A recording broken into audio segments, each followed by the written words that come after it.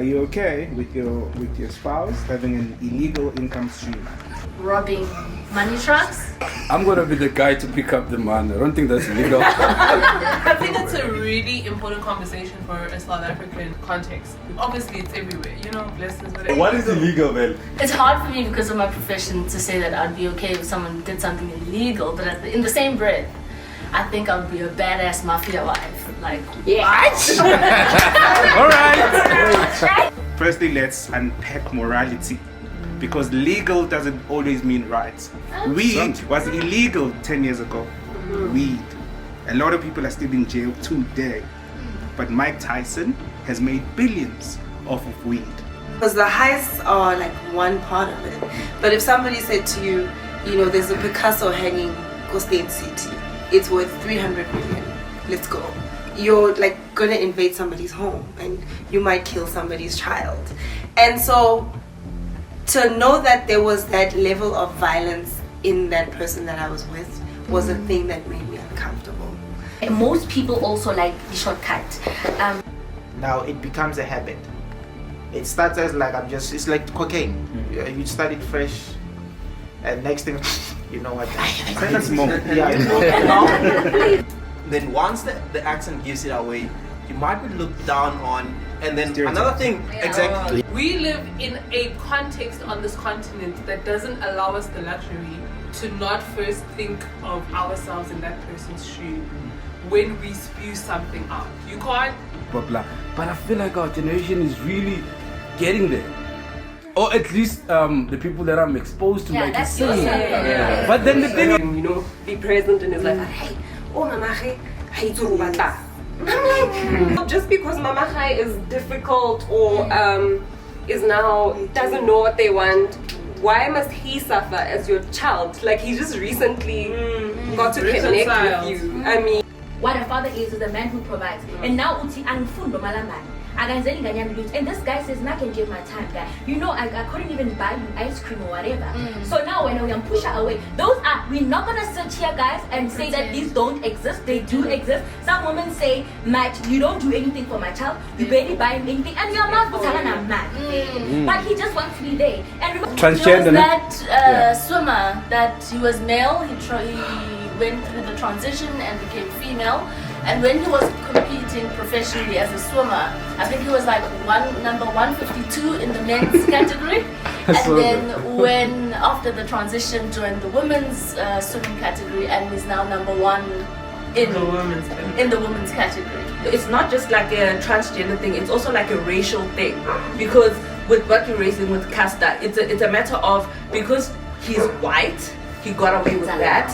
With Casta, like he's born like, she was born like that. You understand? Are you okay with your spouse having an illegal income stream? I like this one. Nice one. Certain things. Yes, I'm comfortable. Same. I'm comfortable. Here's my hand. We're all here for it. Yeah. Now we're taking hands. What's the switch? Direction? What's happening? Okay. So the person who wrote it down, you wanna maybe start it? Rock it. Right. That's my one. I heard illegal. I was like, yeah. I think it's a really important conversation for a South African context, because I mean, besides you, obviously it's everywhere. Blessed is whatever. We're all in the chats. We're going to clubs with people who are opening 20k tabs. Obviously, most jobs in South Africa aren't supporting guys being able to do that, or women. Okay. So let's talk about the fact that, further to the conversation about, women wanting guys for money, etc., etc., let's talk about, what do we want when we say we want to have that life where we're living in a big house in midstream or whatever complex, but, the job market is not doing all of that for most of us. And that affects our dating pool options. That affects our relationship conditions. And I really want to get into the nitty-gritty of that, especially with guys in the room, to have that chat, because I feel like we really need to be honest about what are we bringing to the table. Not in an attacky sort of way. Like just in a real sort of, this is the dream, this is the tools to get to the dream. So how are we dividing division of labor to get to where we want to go as a partnership, as a couple, without being sensitive about, what that means. I'm not labeling you a gold digger or just a man with money. Like, sure, there's a lot to a person and what they bring, but when there aren't certain things, it affects everything. Sure. Girl. Yeah, no, Actually. for me, you need to bring in the cheese, guys. You need to bring in the cheese. You mean the women? Whether it's illegally or non-illegally. Can we it's also fine. define how far illegally? Yeah, how Oh, far in can you fact, go? also, How far what is illegal, Mel? Yeah, there's Yeah, what is Firstly, illegal? we use this. Examples, maybe. What type of Examples. income is there? So high is Fraud, white collar crime. Okay. Yes. Let's talk about, because it's white collar crime in the Yes. West. Okay. Let's actually where call are it we? white collar crime. I think, okay, now that morality is subjective, right? For you to say something is morally wrong needs to be in line or not in line with your beliefs, firstly. Yeah. Is this hurting someone? Is this killing someone? Is it leaving a family member distraught without a member, without an income? Who are you taking from exactly, right? So for me, firstly, let's unpack morality, because legal doesn't always mean right, correct? Weed was illegal 10 years ago. Weed. A lot of people are still in jail today. But Mike Tyson has made billions off of weed today. Something that was illegal and morally wrong 10 years ago. So firstly, let's unpack morality and then get to what is illegal exactly. Or the law as it stands sort of right now.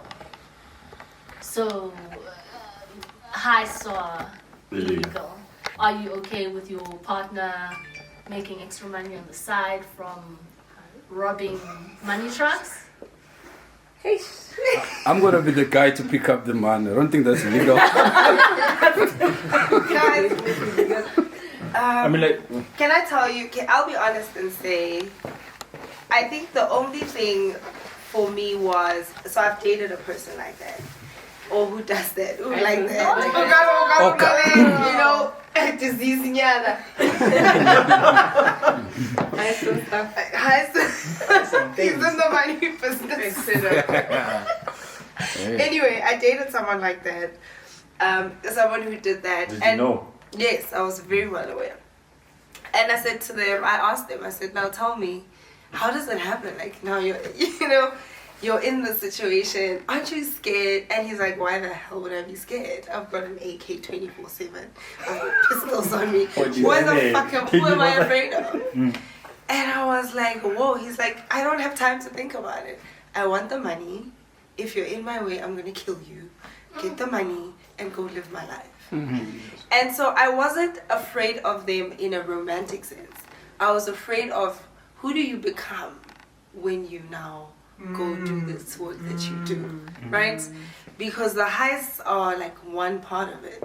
But if somebody said to you, there's a Picasso hanging Costain City, it's worth 300 million, let's go. You're like gonna invade somebody's home and you might kill somebody's child. And so to know that there was that level of violence in that person that I was with was a thing that made me uncomfortable. So I then, let the relationship go, because I was like,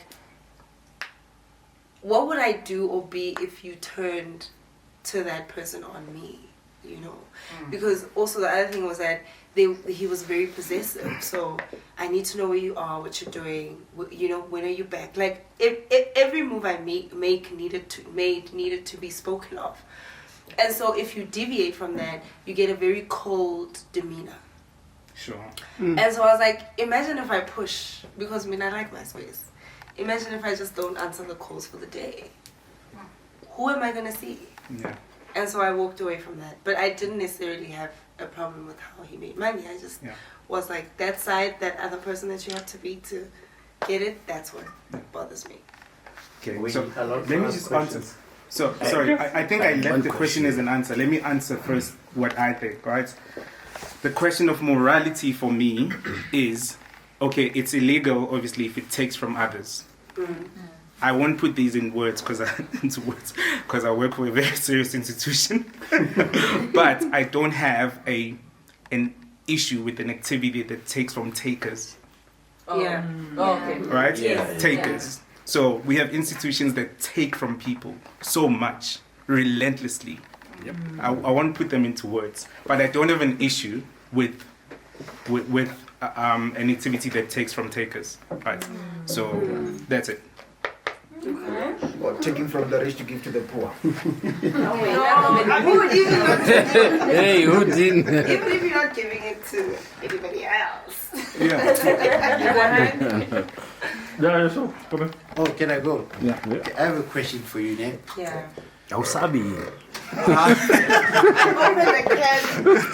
No, the thing is that I was going there, but the thing was like the feeling of leaving him. Did it feel as dangerous as staying with him? Because you said That's it's a good question. possessive. Yeah. No, it didn't, because I let it be something that happened over time. I didn't just wake up and be like, oh, I need to talk to you, need to leave the relationship. I was like, okay, I'm gonna pull back but be available, you know? So call me and try to see me, but I can't see you, but I can talk to you.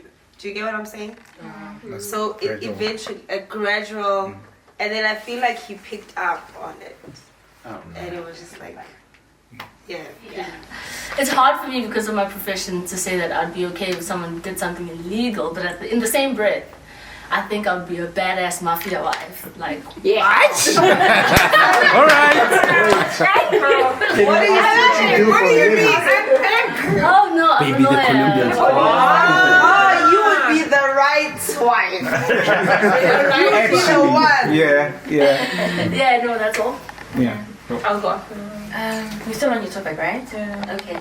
The other day I was actually like sharing, opinions and ideas with people, and we were talking about money and how everything is right now, how expensive everything is. If you compare the price of bread like 2 years ago to now, how much, it's just too much. And I actually asked people that, what is enough? What do you think is enough? If you look at your life right now and where you are, where do you want to be? Where would you say, okay, now, great, I've got the car that I want, I've got the property or the properties that I want, and my children are okay, they've got a good, I've saved enough money for them, for the future and whatever. So, what is enough?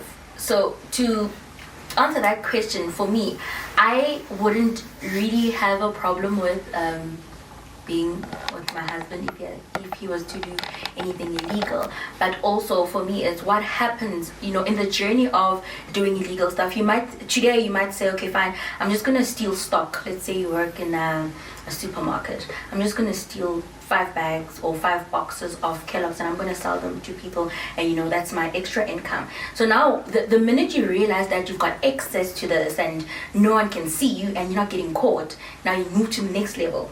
So how far can it actually get you? I don't want it to get to a point where now we have to hide, and now I can't post him, I have to hide his face because he's someone and they might see him, and so it's quite dangerous, especially if there's family involved, if you've got children.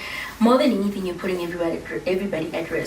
And to answer that question that I asked people, I'm praying to God and I'm asking God, please let me know when I've had enough, because most of the people that, this is an opinion, most of the people that actually go over and beyond to have this Instagram life, they most of them aren't really hustling for the needs. People are not hustling to get bread or the next bag of mayonnaise or rice or whatever, but they're hustling just to look relevant, just to be part of what society is looking at as glitz and glam. You get what I'm saying? People are dating these men with so much money because they want the Gucci bag. People are dating these men with money because they want a Louis Vuitton, and that's not even a need. Okay, it might not be a need to me, but people are going to those extremes just so that they meet the social media criteria or the standards that says if you are this age, this is how you're supposed to be, and this is what you should have. And most people also like the shortcut. That's one thing that I've noticed with, especially Generation Yarona. We might grow up together, we went to probably the same school. You went your way, did law, and then I went and I did nursing or whatever. And then now, because we're the same age, I'm starting to compare myself to you. And I want that catalyst. Because now I'm looking at her, she's like, okay, she's made it. She lives in a nice house, she's driving a nice car, what's wrong with me? So that's when people start having ideas, and this is why now they want those guys. And we all know, guys, with everything that's happening right now, your qualification will not make you a millionaire. That's true. So look, even your side hustles, guys, your side hustles, your decent side hustles can only get you enough to maybe save and go on a vacation to Cape Town. You know, it won't get you to Dubai. It won't. Hey, that's a sensitive topic. Yeah, and when we start sharing, when we start having these opinions and comments about things, people think, oh, you're jealous or whatever, but the reason why they get offended or defensive is because they know that's what's happening. I might not know everything that goes in and out, but one thing that I do know is that our qualifications and our small side hustles can't really get us millions in 2 months. We can't be blowing 50k, 150k even one night when you know, or yo, I'm hustling for the no. It's coming, yeah, it's coming in easy. It's coming in easy and legal, and there's something in you that has died, that doesn't care anymore. And this is why you are so comfortable even sharing it. Mboneng man, Mbona, this is my life, you know. So yes, Ken. Hey. I was supposed to say like my children like nothing practice anything. Okay, when So you said that you don't mind your husband sort of doing illegal stuff, right? So perhaps you say you're praying for it for you to know when it's enough, right? So are you then saying that, from what you said, are you saying that if your husband is doing illegal things to put bread on the table, that's okay? But if he's doing those illegal things to maybe splurge or whatever, or to go to Dubai, you know what I mean? Because we don't need Dubai. Yeah. We don't need Then that's a problem for you. Because what he's doing, like say for instance, he needs an extra income. Let's say our geyser just, broke, it burst and we don't have money for that. And he's got a little, look here. 5K will fix this thing. Say for instance, I mean, for me, someone can question the morality behind it, but for me it's like, okay, cool, it's chilled because you know what, times are really hard, you get me? But my problem is that with doing that as well, when you get away with it, when you continue getting away with it, something in you dies and something in you realizes that nobody can see me, and it means I can now go steal more and take more. So people have you get me? So the minute you start doing something, I don't know. I don't know if not today, if I stole something, where I would stop. This is why I prefer not to even kind of like start. Or, it's because it's addictive. You know, guys, like, just to add on her point, it doesn't end. So for me, I'm totally against it, because the more you do it, the more you want to do more and gain power within that certain industry. So, like for instance, I'm just making an example, like the taxi business. It's clean on the eyes of the people. But what happens behind for taxi owners to gain power, it's dirty work. Drivers, like for instance, we know they're not getting paid proper, they can't take leave, they can't do anything. For me, that's just dirty. But for them to gain more power, to have 50 taxis, to get routes and whatnot, dirty works happen. So on top of that, there's so much danger for families. Certain families are more protected. You can't do certain things like A, B, C, and D if you are from this part of the family, because they are wanted everywhere. So I wouldn't allow it, even if it's for minor thing. Let's just try and do clean work, because once it starts getting dirty, it doesn't end. Yeah, it doesn't. I have something to add to what you said, Nick. You said something like, what is the pinnacle for you? Like, what the kind of car you drive and the property you have and stuff, and where would you stop? So for me, in my own opinion, I don't know, it's never about the money or the car or the property that I drive. For me, success is like waking up in the morning and I'm in a good mood. It's never about the money. for me, success is waking up in the morning and I'm in a good mood. Because you can have a lot of money and wake up and be like, I feel like shit. But that doesn't mean that I'm indifferent to somebody else's needs or opinion, right? If they feel they need to do that, there's a reason they needed to do that. Yeah. Because they would have tried every avenue, like school didn't work out, everything else didn't work out, this is what I need to do, right? Doesn't mean that it's right to go hurt somebody else to get your money, but to use like, to feed these people behind me, I need to go do that because there's nothing else that I know. So I once met someone who sold, Jesus, that thing is recording. Nah, it's cool, go ahead. Who sold guns and cocaine, right? Yeah, in Cape Town. And cocaine. And she was like to me, the reason I'm in Cape Town is because I was caught selling guns and cocaine in Joburg, and these Nigerian guys caught me in their neighborhood. I was like, oh shit, I need to go home here. Right? See, but I understood because that's all she knows. That's all she knows how to make money. But I was like, this is not for me. Yeah, that's a separate topic in itself. That's a Shia thing. I'm trying to meet her. How I can move some stuff for her. And we met at like a coffee shop. So I was like, nah, she's lying. And they had like plates outside in there. And then she did like 5 lines of cocaine there. To show me that she actually does it. And she's like, yeah, the 5th one is for you. I'm like, the only drug I do is weed. That's it. She's like, yeah, you'll do this. It's not a drug. Hey, depends how you look at it. Shown here, latecomers. Well, guys, for me, I actually have to agree with Makumalo. Is to say, I think it actually goes to our norms and values. We all have norms and values, such as well as much as our organizations that we work to or work for have norms and values. So when as an individual you have your own norms to say, okay, one of my values maybe is not to deal in illegal stuff and so forth and whatsoever. So when now you tend to venture into this adventurous to do anything, now it becomes a habit. It starts as like it's like cocaine. You start it fresh, and next thing, you know what? I know it because of my profession in psychology, counseling. So it's more in terms of it ends up being a habit. So now you'll continuously do this thing, and then now you end up surpassing the part of I'm just trying to cover a certain aspect in my life. Then now it becomes now it becomes your norm. Because this is who you are. So that goes back also to what you were reiterating with the girl, to say she no longer feels anything wrong with that. Why? Because it's now it's her way of life.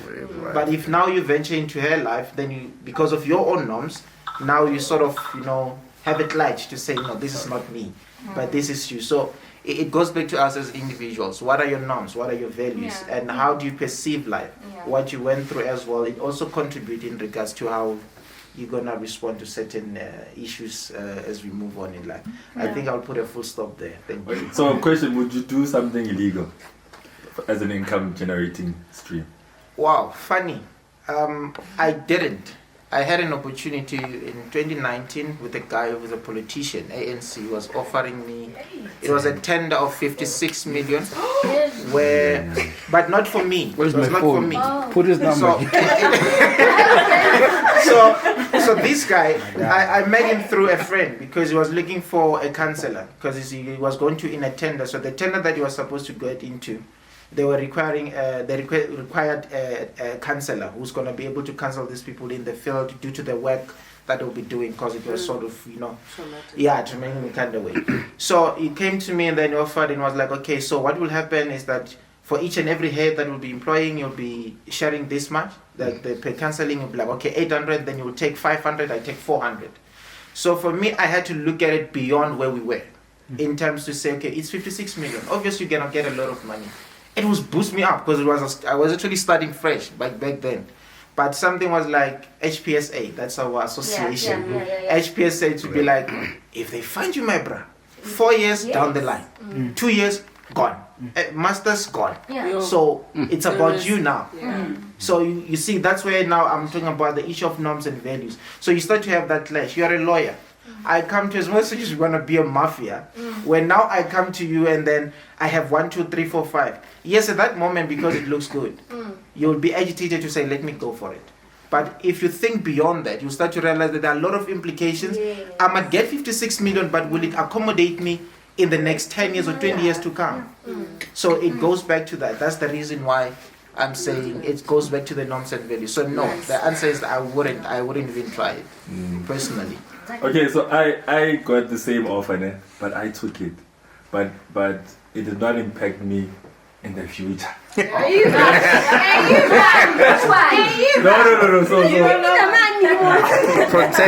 it was not in millions, right? Yeah. So somebody got a tender, and then no. So they were working for the government, for the agency, and it was before your time, maybe. So they were working for the government, right? Yeah. But then now they were releasing tenders, and now they were releasing to people that they knew, right? And then part of it was the same type of share, right? But now, with me, it had an end. So it was a 2-year contract, and we were delivering toilet paper. But did you deliver the toilet paper? Yeah. It's mild, So is that palatable? Nobody died. I mean, that's what I mean. Take from takers. And also you've delivered. Yeah. No, but it's illegal though. Morally, no. So you got inside information. You must get the tender. Is that the illegal part for okay? No, the legal part is the amount that No. This is what morality looks like, and this is what a life of no morality looks like. Morality. Pussy power. So what I say, pussy. What to me, pussy power is being able to use your pussy to get what you want. And you could want. That's how I think of it. That's how I Respect and opinion. The word morality, guys, is very subjective. I think it's the key. This is why I said let's unpack this word first, because literally it's going to be the foundation of every opinion here. Yeah. This is why I said let's unpack this word first. Yeah. Okay, but you want to actually wrap it up. Another girl can say, well, let me jump on him. Because eventually, for the man, Kanimba once said it, she's the queen of these things. Ati, eventually, what is going on is that you might be sitting at the table with him and you thinking that they are serving you, because for them that Gucci bag for them is like 1 rand in your pocket. You get what I'm saying? So eventually at the end of the day you feel that, or whoever is at that table feels that it's a shifted already. feels that I'm being served and I want to be here. Every other woman wants to be there. It's not every other woman, because he said, would you want to be with a partner like that? So if I don't want to be with a man who does that, then I wouldn't want to sit with them. You get me? So I don't feel sad in any way that you've got pussy power. Because I don't want to be there. You get me? But if I want to be there, I would feel pressure. Exactly. It's a question of morality. Like, girl, how do you do it? Like, how do I get there? But so there are those two people. There are those that don't want to be there. These are the ones that don't want to be with a man or a spouse who does that. And there are those that don't mind being there, and they feel like I'm being served, and it's okay for them to feel that they're being served because that Gucci bag makes them feel special or whatever. I mean, money was spent on them because, guys, we know it's Gucci bag. It's beautiful. It's quality. Have you seen that shit? It's really nice. But now, what I'm saying is that at the end of the day, there are those two women, the ones who don't mind, who don't care, as long as they're getting what they're getting, and the ones who don't want to get those things in that way. And it is okay to be with your work in progress, to be with the man who's gonna buy you a piece of Galaxy Boy. Bob the Builder. That's what you say. It is okay for us to look at what we define as morality and what we define as I'm okay with this. It's okay, and we don't even have to like have a debate about it. You wanna sit there, girl? I can even be your best friend. Uhleli lapho mina ngishade ngibuma khumale ugcoka iphinifa the whole weekend imeli umyeni wami ukuthi abuye month end azenele extra cash athi sithando sami naye hambe uyothola imassage. I can still love you, can still be friends. The problem is when now manje sesiyalwa. No, we're not. If the value, okay, so now I'm going to say this from a guy's perspective, and it's 2 seconds, I promise.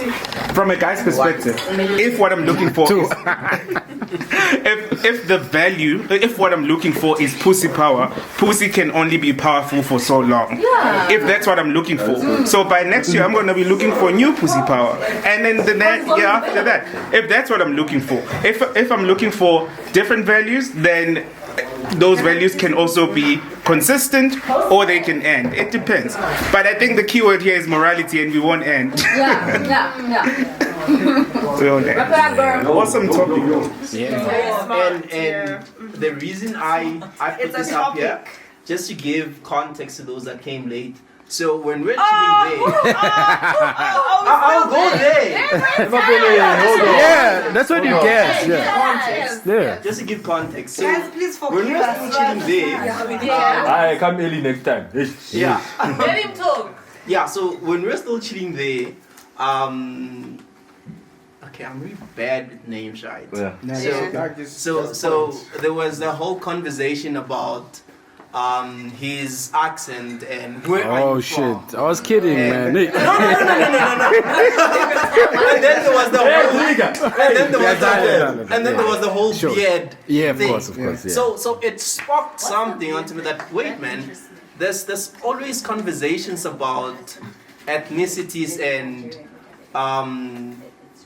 where are you from, and your accent is giving it away. Then once the accent gives it away, you might be looked down on. And then another thing, exactly. And then another thing that came up about that was I had this thing that, you know, the whole thing that happened in Deep Slot and the whole to do nothing. And so that and the whole, okay, tell me what an elbow is in. That's very funny, man. So when Ken said conversation, I was like, wait, there was that happened there. Someone could have felt offended about that, whereas it was a very easy conversation. So is it something that someone wants to talk about? Oh, It's so similar your to my question topic. is in the context of this generation and our age group and the multi-diverse people that we find in South Africa, is it okay to be still checking, you know, why ungakwazi ukuthini? Yes. Okay. It's also my topic. Can we talk about it? What does We that have the mean? same topic. Then let's. It's the same thing that I wrote down. But mine was different. I said diversity in workplace, unconscious biasness. So, and that is something that most of us, I picked it up because I was also, let me say, I was an offender and a victim of that at workplace, right? Being stereotypical, but not aware that you were. And the worst part, I did that to my manager. She's a colored. So we're having a conversation, and the conversation sparked in a way, a sense of giving certain remarks concerning a certain culture, say, you know, like, oh, colored women are dangerous. Why? Yeah, they're dangerous, and you're like, yo, stick on, baby, gonna learn, going back to Trevor Noah. So I was saying it in a joyful manner, but now the recipient, you see, the recipient took it in a manner that it's offensive. And I was labeled to be sexist and racist. And this was the first time in my whole life I was ever labeled as that. And you understand? So when when she said that, when she said that, right, I didn't understand it initially. I thought like, no, she's just saying, blowing it out of proportion and whatever. Defensive. Yeah, I became defensive. But when I went back and I sat down, I said to retaliate based on how I said it. Then I realized that, you know what, I missed it here. You see, to say that statement, it's sexist and it's racist. Correct. Because now you're in saying colored women, sexist. But I was not aware when I was saying it. You understand? So that is some of the things that we normally do, even in our own workplaces, to say, okay, you know, some people are loud. because of their music. I'm talking. I'm well aware of that, right? It's a long Many people boom. But it's not everybody who Zulus are speaks violent. like that. Zulus are violent. Zulus are this, you know. So all this kind of stuff, then they go back and that's the reason why I was like unconscious biasness, because it's something that you grew up being taught or being surrounded with those particular conversations. Now you take them even to your workplace, you see all of that. So that's why I also Okay. What's up? I'm kidding. So I hear his point on unconscious bias and stuff like that, right? But for me, I feel like it's just a situation of. This might sound offensive, but I feel like we've become too sensitive in a way. So for me, we're different. So we have how many languages in this country, for example? So if we could learn to laugh about such things and not find offense in them, I mean, you have the alphabet people. There's a lot of things that they always calling us about. So I feel like if we can just laugh about such stuff and yeah, just have fun. I mean, there is certain truth. I mean, they say when there's smoke, there's fire. So for people to say amaXhosa ayaqoba, there's a reason they said that, for example. So I mean, let's just laugh a little about it. So let's not be too sensitive. So obviously you should know your boundaries, but I wouldn't find it offensive if someone say I'm Zulu and I'm violent. It depends, I think, the context. Sorry. Yeah, context. Context. Oh yeah, don't. I disagree with the previous speaker because You're not being recorded. violently disagree. The thing about it is when somebody says things like "don't take it seriously," it's a trivialization. Because first of all, he doesn't know what that colored woman has been through in her life experience, the traumas she suffered that are attached or linked to not only that statement but other statements that generalize her ethnic group, right? There's definitely a room for us to discuss being oversensitive.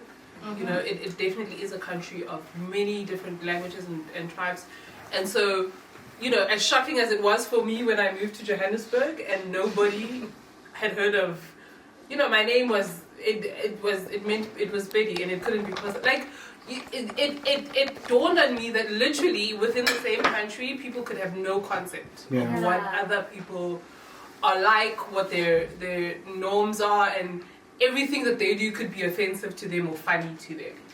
And so you can't walk out of your house in the morning and think that what you think and how you know things to be is what it is. It cannot happen. Not in this country, not in this world. Even if we were a country of one language, one tribe, whatever, what we see in this world, racism, sexism, the oppression of people, the killing of Jews, the killing of blacks, or slavery, we live in a context on this continent that doesn't allow us the luxury to not first think of ourselves in that person's shoe when we spew something out. You can't negate what that person feels when they receive it. There's too much suffering and oppression in this world that we've seen for us to think we can walk around being that insensitive. So I vehemently disagree with previous speaker. The topic of the ethnicity is very key to me because generally as a person, I definitely grew up, as most people do, in a context where people unconsciously teach you to like what you know and not be not be friendly to what you don't know. But I suppose my disposition is one of curiosity, so I've never been a person who felt xenophobic or anything of that sort. It is interesting to me, as somebody who's dated foreign men, one of my exes is from America, my current boyfriend is from Nigeria, to note the differences of meanings of foreigners to South Africa. Because when I was dating the American versus me dating the Nigerian, totally different receptions and perceptions that I see people are putting on to my relationship, to my person. Stereotypes. 100%. And that for me is why I can't get on board with us not being sensitive to the other person first, because like, just because anyways, let's just move on. It was just very interesting. Like, generally, and it was a lot of women, who projected to me. When I was with the American, like, why you? Like, versus when I'm with the Nigerian, I was like, okay. It's very interesting to me. Because Yeah. I want to touch on the topic of socializing, and also where you grow up, right? In terms of your topic that you highlighted. So I'm from, like I said, I was born and bred in Pretoria, right? I'm Betty, but I was raised Tswana. So we moved to Rustenburg, and when we got to Rustenburg, I remember the first time I had to use a taxi. I saw, Cool Time. Cool Time. And everybody just froze in the taxi. Everybody was around me just frozen, and they laughed at me. They're like, I you get me? And from that day, I started becoming aware, sensitive. So the next person might say I'm overly sensitive, but for me there's history, right? There's an experience, there's something that I went through, and sometimes the shoe really does fit, and this is why I'm defensive, and this is why I'll find offense in what you're saying. And then socializing, just to cut my story short, I was actually telling my husband the other day, Utimina, I am so tired of seeing the same concept and context on TV in terms of how they portray Zulu people and how they portray Pedi people and how they portray Tswana people. You understand what I'm saying? So the way in which the television or whatever media is portraying things to us does not make things any easier because we live there. The next, when we leave here, the first thing we're going to do, we're going to go on our phones. We're going to see probably a scene from Isibaya, a scene from the Queen, a scene from whatever, where you see Brutus being rude and mean and. And this is what we see every day. And this registers with us each and every day of our lives. Then you get to work, you find a man who's Zulu, who's a Kumalo, and who has similar features, say for instance, like Brutus from television. Already, the first thing that you're thinking of is Brutus. So, at the end of the day, what I'm saying is that what we are exposed to does not make things any easier. And it's so sad because now we are depriving ourselves of opportunities to get to know people. Yeah. When I started dating my husband, who was then my boyfriend, I told my mom, I'm like, he's Zulu. I'm like, yo! Muzulu, no. And for me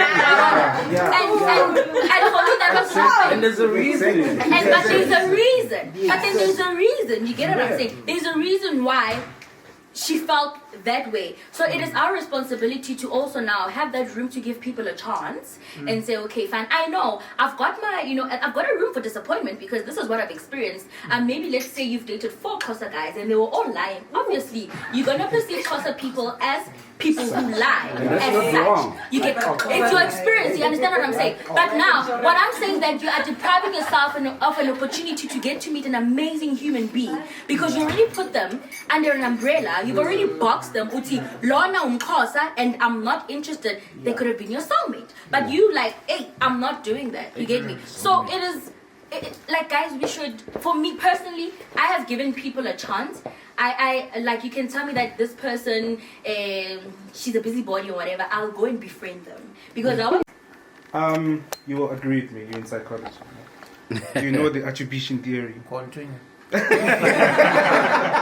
So the attribution theory is such that humans are engineered in a way that they want to attribute with what is good, right? So anything that boxes them or puts them in a category of good, positive, excellent, whatever. The subconscious, yeah.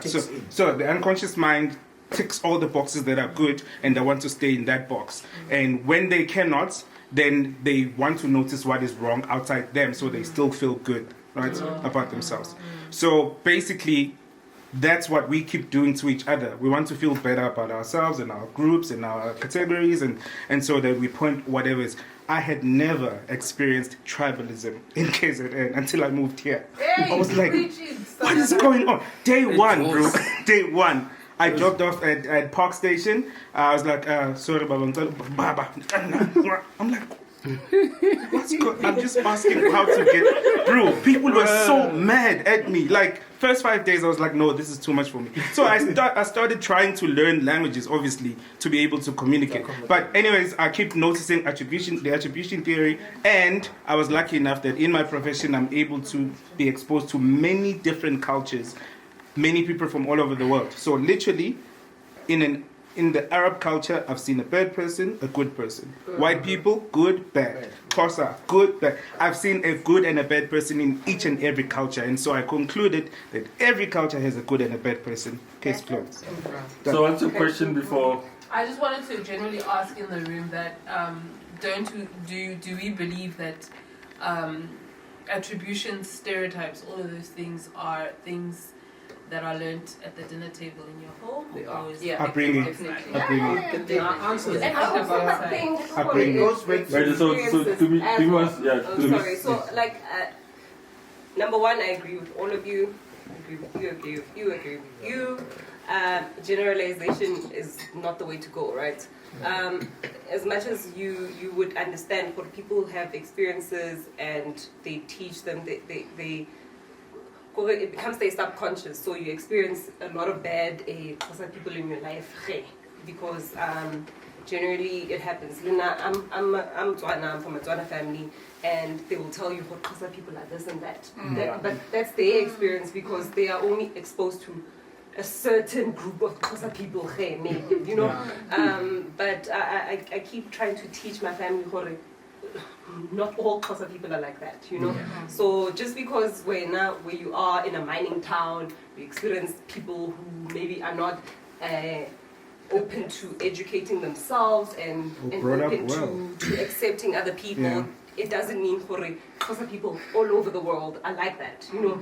It doesn't even mean for there in Rustenburg you won't experience a Xhosa person who is genuine and who's open to learning, who's not gonna shut out just because we're on people, right? And at the same time we also need to be aware that there are people. My dogs. There are people who perpetuate these stereotypes. So you'll find for people are not open to learning, they're closed off. In Joburg, for example, like we experience a lot of Zulu people who don't want to learn other people's languages. When you come who are Tswana, they're like, hey, I'm not gonna talk to you. So equally as much as we also need to be open, we need to be aware of the fact that there are people who perpetuate this stereotype and teach which I can explain, but and also but teach them when you get your family who is Tswana who's like, hey, Xhosa people all what teach them, you know, let there be teachable moments. I like what you said for they learned it was you at the dinner table that's where you learn these things, right? So as soon as Moto I perpetuate certain things, I teach, like I'm married to a Tsonga man. I like and I will literally, like, we will pack the bus, you know, because Tswana people are tribalistic by their very nature. So Habatoma, like, when they start that, and it's a joke, it can be a funny I take that opportunity to be like, laugh, not all Tsonga people are Botsakan. Do you understand what I mean? So take it upon yourself. It's pretty common. But take it upon yourself for in those funny moments, in those little moments that you have, that you experience with your close circle, to teach them these things. For we can laugh about it. There are stereotypes that are true about Tswana people, for example. We can laugh about it, but teach them. You know, take it upon yourself, because we're not going to get anywhere. Because you will get people who are perpetuating the stereotype, and then you'll get people who are open to learning, and then where do we meet? Yeah, that's it. Lisa, did you want to? No. So it's Kabelo, then it's you. Oh, okay. So Kabelo wants to, Okay, cool. I agree with you on what you said, man. It's because for me, what I had to learn is that you have to be willing to learn and unlearn a few things. Because when you grow up, it's like, what's this? They tell you that so and so people are like this, right? So let's say back in like 5 years ago, I would have judged you for dating a Nigerian man, right? But I've met Nigerian people. They're one of the nicest people I've ever met. It's insane, my guy. And they've embraced me like I'm one of them. And I was like, you wanted them, you wanted them. yeah, and I was like, wait, these people are actually nice, right?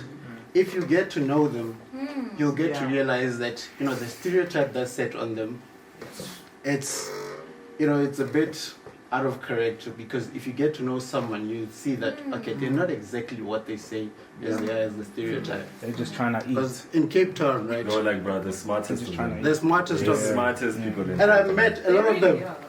And I was like, fuck, these people. Sorry for my language. But it's fucking okay, bro. Yeah. And I was like, wait, these people are like one of the smartest and nicest people I've ever met. So as a person, you know what, you must always allow each other to be honest, because if you don't allow someone to be honest, how are they supposed to know that they're wrong? Their opinion on something is wrong. Sure. That's true. Amazing, bro. Yeah. That's Lisa. You see, you must be willing to unlearn something to learn new things. Yeah. Because if your vision is narrowed, you'll never learn anything. Yeah. That's true.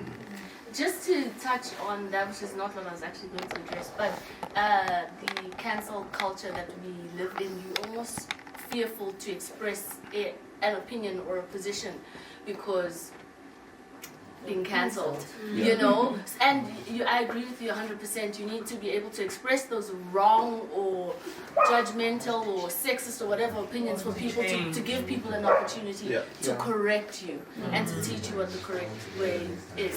But anyway, back to your question where you're saying, where do you think some of these behaviors are learned? And I was thinking of my own personal situation when I was growing up. This quick one.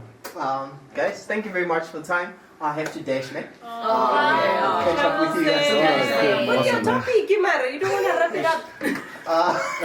I also have to join him. I don't have an answer for that. Oh, Is there something else? What happened? I really don't know Actually, this. is it me? You don't know. They don't know. Guys who are not supporting each other. Guys, can I? No, really, legit. He's saying in fact, Yeah, but he doesn't. I think I can agree with what he's saying because Guys, please. what I'm seeing, I'm shooting like videograph and stuff. Like I feel like our generation, especially the people around me, are really trying, man. It happened, yes, with our fathers. I've seen it like a lot of households run by women, blah blah blah. But I feel like our generation is really getting there.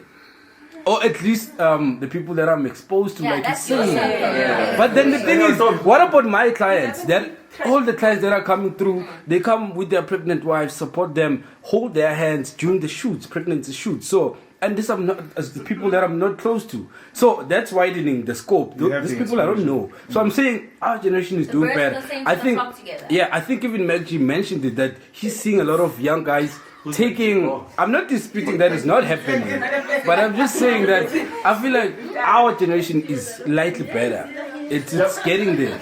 You know, but I don't know. So you're seeing movement, a movement forward. Yes, better than it was for our mothers and so on. We are much better. I haven't answered you though. I'm just supporting what he's saying though. But anyway, you burning, yeah? I have a question, and I think I have a statement. So my question is one: is it true? Because I'm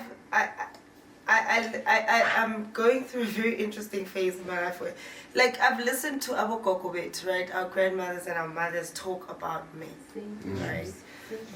And the reason why I want to talk about it is because it affected me so much, right? That you grow up hearing that men aren't good people, right?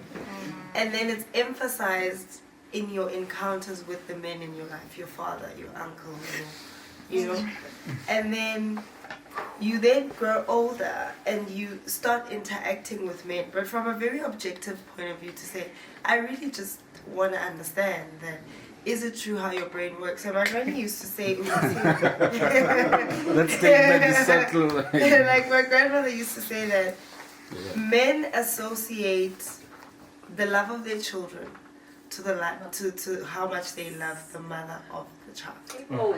And my grandmother used to say that is how you will see, that is what explains a man who leaves his home, his wife with 4 kids, and he goes and he marries a girl with children from another marriage and takes care of them. Yeah. You're not seeing a person who hates the kids. You're seeing a person whose love of the kids is attached to their mother. Right. So my question is, one, is that true? Right. Secondly, I've had conversations with men, sat around men, and I've come to understand that men don't talk to each other. Jesus. And so I want to address your point, Chom, where you say, do they not know? I was shocked to see the things that men do not know about their friends that they drink with every weekend. I was like, how do you not know? We don't talk about that. We don't use our spaces to mope. We use we know our shit. And hence they were like, don't you ever think I don't know it. I know my shit. I'm just handling it differently. Right? And where I go to have fun is Sorry. It's where I go to have fun, I want to have fun. I'm not there to talk about my problems. I'm there to have fun. I don't want to talk about the fact that I have a kid, that I'm not, whatever, that I'm cheating on my wife, that, you know, what. I am there to have fun. And that's what I do. And I was like, so that is why you guys are then so isolated, even like within a community. Because you're asking, do the friends not know? Chances are the friends don't know. And even if they do, they don't call each other. Even if they do, the friends are not going to be like, how did you're here at Saint on a Sunday? Did you pay school fees? No! To answer your question. Please answer my question. The first one. Yes. What was your question? My question was, is it true that a man's love for his children is associated to the women? with the woman? With the first one, right? It goes back also. I want us to understand this. It's not a shit blame. We're trying just to share how it is. It also goes back to how women perceive love from a man. Yes. I'll explain. When you meet a woman, is he trying to get into the studio? Wait. Let me continue first. Eh? It's like this. When you meet a woman who has a child, the first thing that comes to your mind as a woman is that if he loves me, he has to accept my child. Okay. This brother is speaking. Yeah. Correct. I like when you love me, you have to accept my child. Yes. Even if it's not your child. Yes. So the way you treat my child will also let me know to say I can feel secure with you, knowing that even if I leave my child with you, my child will be well taken care of. Yes. So now the man now is mine. He knows that he has to love you, treat you special, but he has to love this child. Yes. Right? He has to love the child. Here's the thing, it's not an act. It's not an act. If you love somebody, you love, you automatically just goes naturally. Yeah. I can't accept you and I don't accept the child.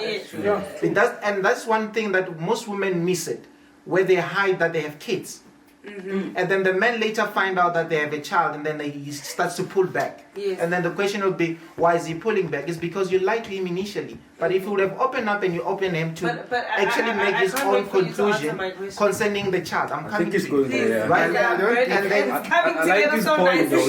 It's coming together so nicely. When now you fully accept, okay, this is Mbali, I've met her, she has 2 kids. Automatically she was honest with me initially, so it also gives me a different perception about you as a woman. But if you lie to me initially about your child and you want me to love you, how will I then generate the love to the kids? Okay. No, I want to emphasize my question. I want to just say my question was, is it true that a man attributes the love he feels for his children? Right? His children, his own children. Okay, his own biological. His biological. Okay, not even just biological. A man, or just children. A man, in the mind of a man, there's a wire that connects the love of his children and the love of his life to the woman he loves. Yeah. So that is why when a man loves a woman, right, he will love her with kids, right, that are not his. But he will be the same man if he doesn't that left his other kid. If he doesn't love with a woman. Ushiya abantwana mengibeka ngesizulu ithi ngibeke kanje ngicela uyibeka kanje ushiye ingane zakho ezimbili nothobela uthobela bekungumfazi wakho wamzalisa ingane oziyi-2 wamshiya. Right, sorry guys, we don't at the thing we don't have. And you met your person and you had children. You found her with children. You are neglecting your children, but you are taking care of the children you found with your current. That's what my question is, do you understand what my question is? A stupid man do you understand? with a woman that will not allow him to take care of his children. That woman is stupid. I'm telling you. Let's Let's not put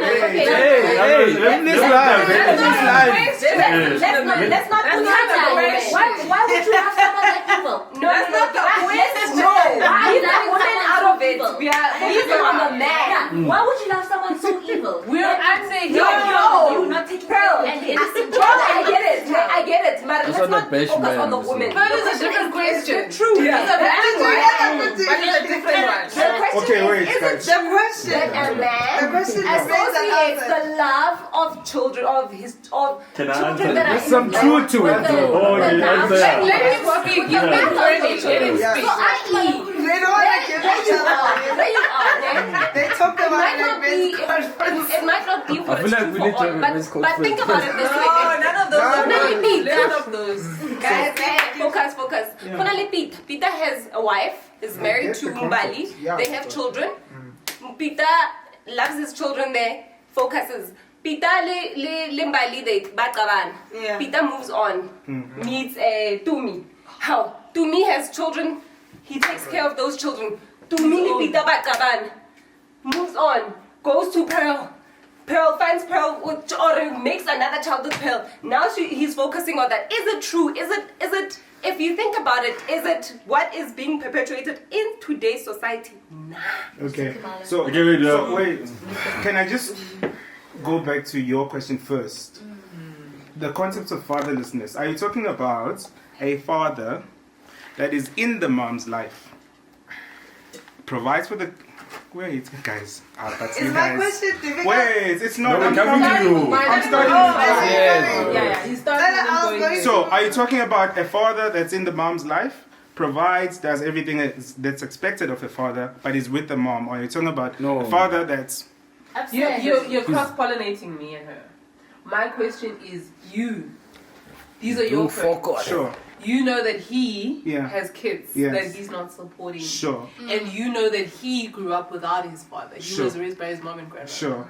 But he's doing it again to what? His kids. Okay. I'm asking about what is your thoughts, opinions, chats Conversation. about what I'm you guys are understanding. observing around you. I understand. Then she is asking. I know her question. Please answer mine.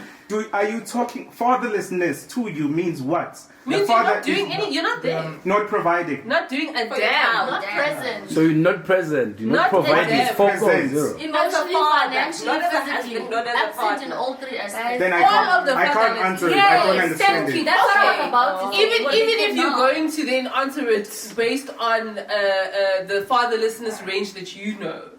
Because maybe my fatherlessness is absolute to the fact that nothing's being done. But if you're saying you've observed maybe your niggas will provide but they won't be present. Whatever, but all of that falls under fatherlessness. Sure. Okay, so in my circle it doesn't work. From day one. On our way here, we were talking about a group of friends that worships you, right? That thinks you're the one that has all the answers, has all the advice, and so they cannot tell you anything because they think you've got it figured out completely, right? I have that type of bad luck in my circle. I meet people, they think, oh, big bro, I can come to him for advice, and so I never get a chance to be corrected. I don't want those types of friends. As soon as I see that, as soon as I see, oh, you awesome, oh, bro, you're right, no, that's correct, I cut it off because it means I'll do things and not be corrected. So in the same vein, everybody who does shit that does not resonate with the clique is out. Yeah. Out. Okay. That involves fatherhood. As soon as you have a child, I lost a best friend of 12 years last year because of that shit. What were you, Okay, when you wait, asked wait. him why he's doing that shit? What was he thinking? That's what I want to get. No, he has And maybe it might answer excuses. my question. Yeah, tons of You guys excuses. are not Tons of answering the excuses. question. Yeah. Like, which are besides. And sorry to thingy because I'm not on anybody's side. I'm just a human being. I think that sometimes we cannot answer for people, and we cannot be held responsible or even have a clue on what other people are thinking. It's really just up to you to decide which people do you keep in your life. So I wanted to speak on his behalf is because all of his friends that have kids that I have seen, that I met him, Analibona, they are responsible fathers because he'll call you out. He will tell you, get what I'm saying? So I feel like to a certain extent, maybe he might not know what the other ones were thinking or what they're doing. And earlier on, we touched on the topic of what do you give that you don't know? If you are fatherless, right? You felt the pain, right? You know how it feels not to have a dad. Society thinks that just because, it's like saying you're a man, you grew up, you saw your father hitting your mother. You are expecting this person to automatically not hit a woman because they saw what it did to their mother, right? But remember, there are two sides of consequences or experiences. Either you're on the I'm learning, right? And unlearning, because it's wrong. And then there's my mama stayed. Yeah. And they've been together for 25 years. And everybody comes out and says, oh, we've been together for 25 years. That means for a marriage to reach 25 years, and then you understand, because that's what they know. That's what they know.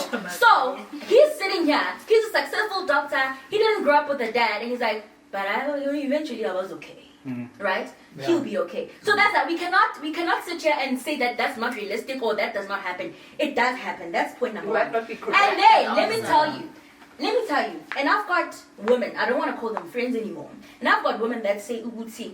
If I got bit. No. Yeah, but this guy, like where you going though? Yeah, but I know females who say that. This woman also okay, fine. You dated this guy. She barely even bought you mablomanyana ako spanyana at 50 randa. You don't know that, right?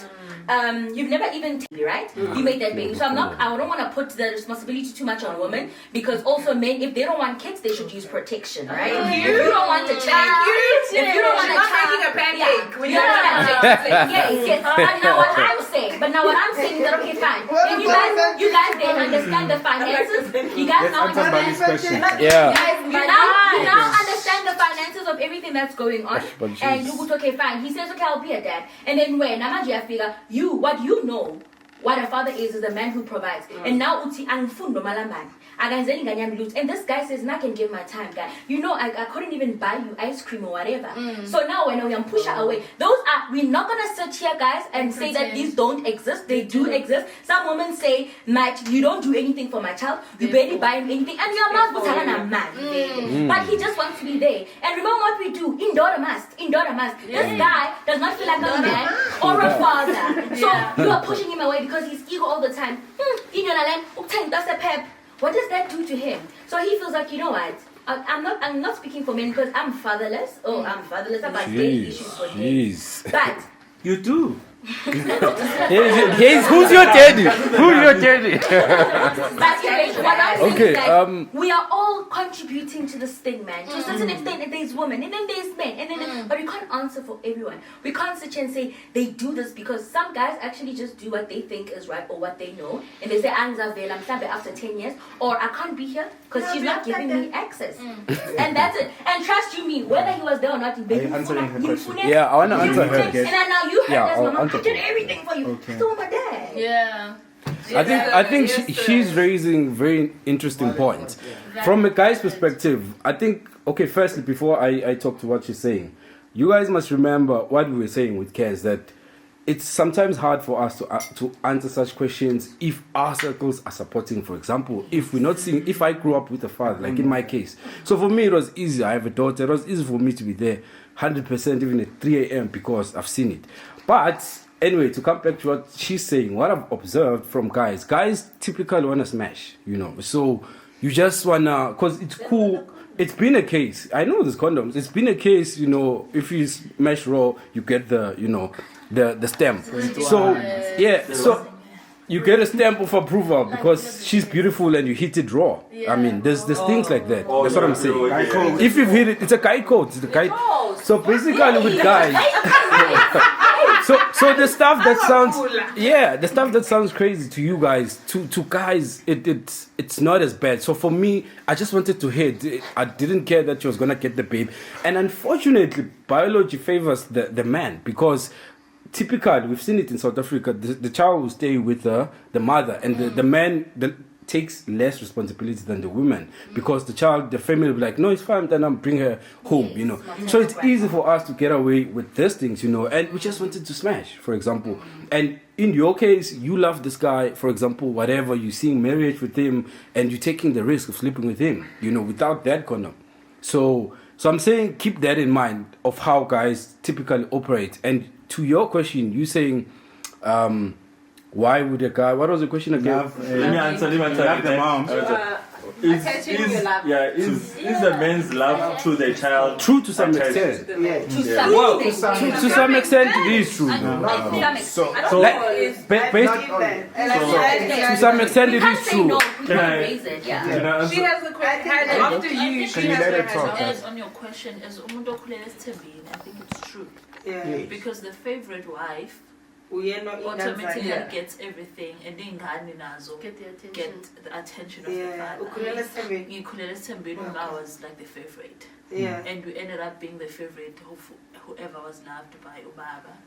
And the other family members that was close to him. And also because isithembu most times is structured from usually the rich. So once the rich loves you, then the whole family would move towards to whoever they love. So just just trying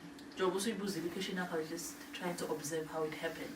It's true. So were you responding to her? I wanted I actually want to answer your question. Oh, sorry. No, I was saying I also observed it with my own father, right?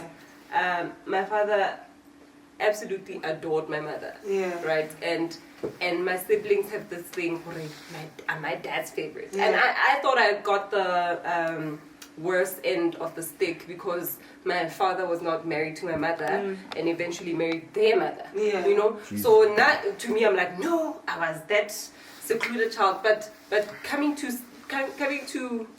actually think about it, my father actually invested in me, my education, him being present, him showing up. He invested more in me as an outside child than he did in his own children that grew up in the same house. He was there, but their relationships are not the same. And I know for a fact my father loved my mother more than he loved his wife. I know that for a fact. Number one. Number two, recent conversation. Lina, I've uncovered siblings at a later stage. I don't know if it has happened. It happened. And I remember I was having a conversation with my father, and Kamobota, there are two from different mothers. So I asked about the one. No, he's here. I see him often. It's in my dad's family, like Wachaka. And I'm like, okay, where's the other one? So he's in varsity, whatever. I'm like, do you ever like visit him? Do you think you need to visit him, you know, be present in his life? Hey, mama, hey, I'm like, what is that? So I actually called him out. I'm like, so just because mama is difficult or is now doesn't know what they want, why must he suffer as your child? Like, he just recently got to connect with you. I mean, the least you can do is be so present in his life that, you know, he doesn't feel but he couldn't answer. And I like, it's interesting that you came up with that theory because I didn't understand it. No, from a man's perspective, to you guys, what she's saying makes sense, but in a man's mind, okay, fine. Answer question. I'm sorry. Like we don't get a choice. Maybe he has a question, but I'm going to answer it, Yeah, you see, hello, F to everyone. Hey, guys. Why here's the thing, right? From what she answered now, it answers also a question. Thank you. To say, is it connected to, you know, the mother? So there is a pattern. There is a pattern, right? Why? That's what Bali's asking. Why is there a pattern? No, we can't know the why. My question said, is it true? From what she said, right? But she's you can in the link why. it from your question now, because she's saying that her father loved her more than the other ones, right? And there are also other kids where now the father responds and says, "Oh my wow." Yeah. You understand? So it goes back to that question to say, it's possible. She was outside. He was married. They are another kids who are outside. Transgender. There was that swimmer that he was male. He went through the transition and became female. And when he was competing professionally as a swimmer, I think he was like number 152 in the men's category. And then when after the transition joined the women's swimming category and is now number 1 in the women's category. And obviously it sparked that whole debate around whether transgender females should, and apparently that's not correct because really say transgender females, but just for purposes of differentiating here, should they be allowed to compete against women in their sports? Well, not that they're not women before you cancelize. Yeah. I'm just saying, Transition. women who are born that way and people and women who transitioned into the way that they traditionally female. Yes. So Okay, I'm for into. me, I just want to know: is there a law that says if you say I identify as this camera, for example, that's There's allowed? none. So there's no law. So you can be you a can camera So- with your gender. Oh, okay. So I That's have interesting. a few issues, right, about not issues, but I feel that as the community, the LGBTQT. Yeah. I don't want to say it wrong, but I feel like there's certain groups in that community that don't want to educate. They don't want to educate, they don't want to have the conversations, some of the groups. And I find it particularly difficult for us to have conversations about transgender people because there's very few conversations that we can have. So I was watching a video because I'm interested, I want to learn, I'm open to learning. I want to be politically correct and not offend anyone. But I was watching, there was an interview and I think Fat Joe, it's actually similar to the thing where Ubita, a group of people, they come together, they share a meal. Cheeky palate. Cheeky palate. And then he sort of asked this person, the guest, how do I address you? Yeah. He was a they, them. Yeah, it's them. Yeah, and the person just lost it. How dare you ask me? But I'm like, how are we going to get to a point of learning and understanding? This is like preliminary things. Before we even, dissect the topic itself, how are we going to get to a point of learning and talking and sort of, I think society misunderstood gay people, for example, at some point, right?